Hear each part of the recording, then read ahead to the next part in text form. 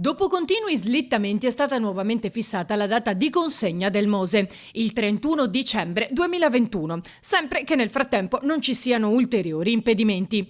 La data è contenuta nel bilancio 2018 del Consorzio Venezia Nuova, il concessionario per la costruzione dell'opera che dovrebbe proteggere Venezia dall'acqua alta.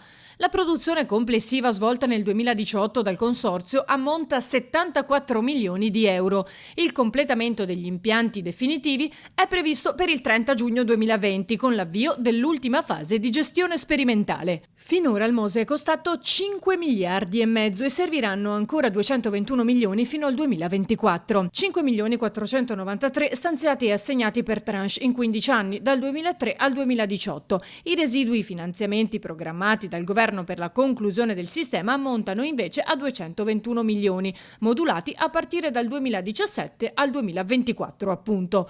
Dopo la consegna definitiva, prevista per il 2021, nei 3 anni successivi al Consorzio verranno assegnati ancora 41 milioni.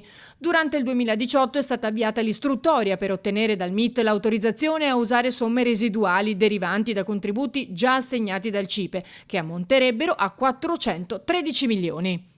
A gennaio sono state installate tutte le paratoie del sistema Mose e la loro movimentazione in modalità provvisoria interesserà i prossimi mesi per acquisire con vari test elementi tecnici utili alla loro messa a punto.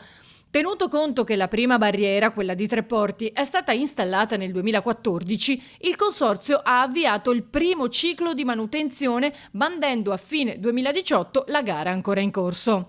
Nello stesso anno è stato approvato il progetto delle nuove porte della conca di navigazione per grandi navi alla bocca di Malamocco, danneggiata da una mareggiata nel 2015 e i cui lavori interesseranno tutto il 2020.